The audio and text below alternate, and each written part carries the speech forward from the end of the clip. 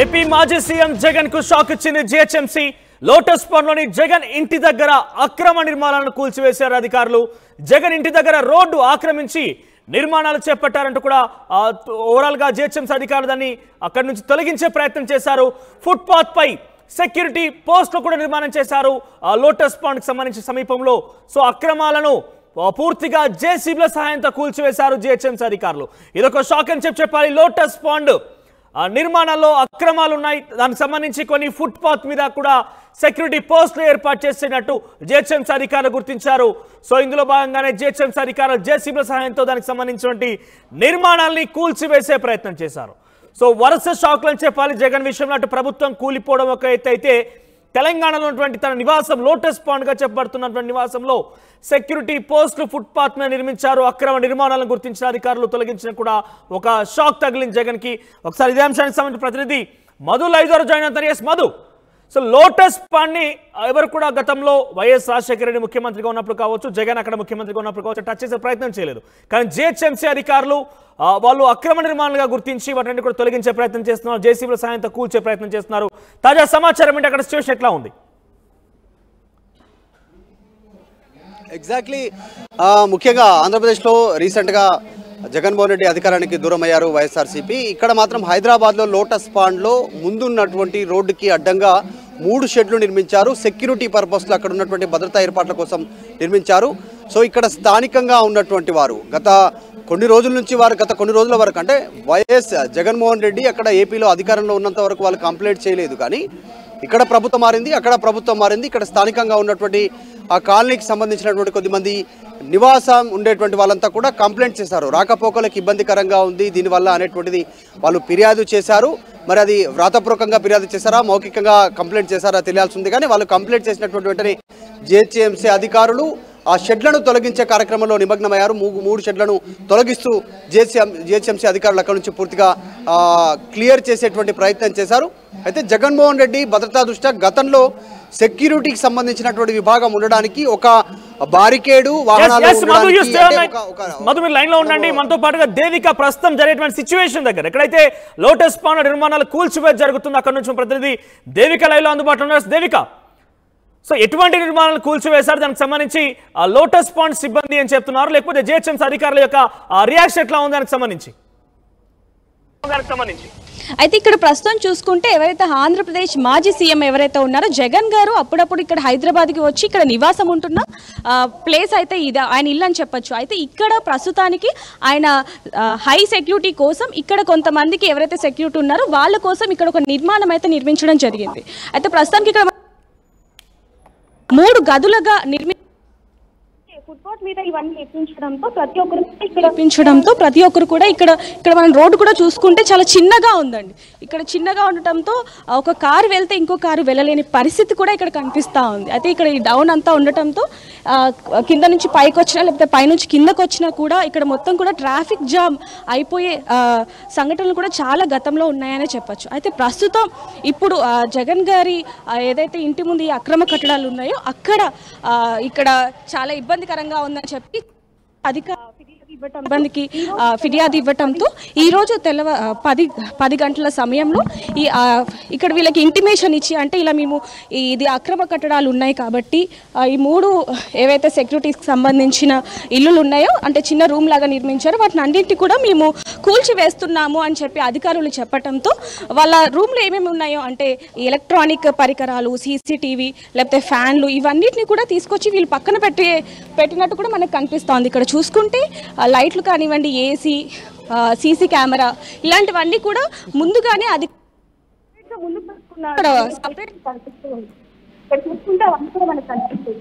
అయితే ఇలాంటివి ఇంకా అక్రమ కట్టడాలు చాలా వరకు ఉన్నాయి. ఫుట్పాత్ మీద అక్కడక్కడ చిన్న రూమ్లు కానివ్వండి లేకపోతే చిన్న స్టాల్స్ పెట్టుకున్న సంబంధించినవన్నీ కూడా ఉన్నాయి. వాటిని కూడా మేము ఖచ్చితంగా ఇవన్నీ ఏవైతే అక్రమ కట్టడాలు ఉన్నాయో వాటి అన్నిటిని కూడా మేము ఖచ్చితంగా వీటన్నిటిని కూడా విరగొడతాము, అంటే ఈ అక్రమ కట్టడాలను అన్నిటిని కూడా నిలిచివేసే చెప్పడం జరుగుతుంది.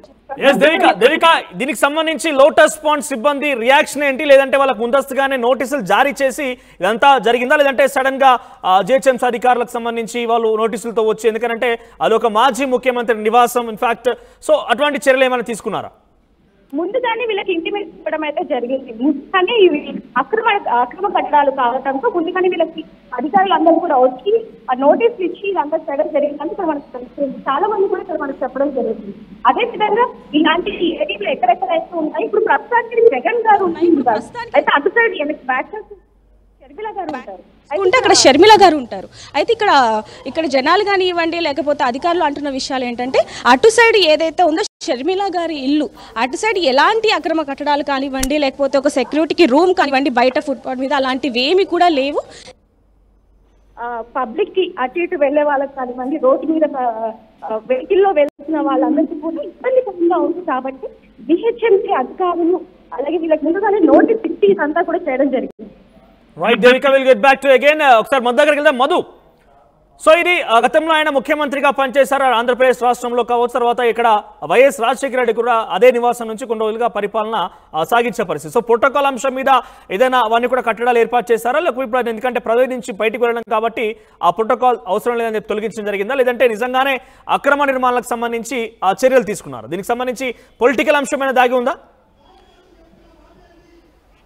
యాక్చువల్లీ జగన్మోహన్ రెడ్డి ఇల్లు అక్కడ జర్నలిస్ట్ కాలనీ, అదంతా కూడా లోటస్ పాండ్ దగ్గర ఉన్నటువంటి జర్నలిస్ట్ కాలనీ, అక్కడ ఆయన నివాసం ఉంది. ముందు గేట్ టీ ఆకారంలో ఆ ఏరియా ఉంటుంది. ఆ టీ ప్లేస్లో, ఆ సెంటర్ ప్లేస్లో జగన్మోహన్ రెడ్డి నివాసానికి సంబంధించినటువంటి మెయిన్ గేట్ ఉంటుంది.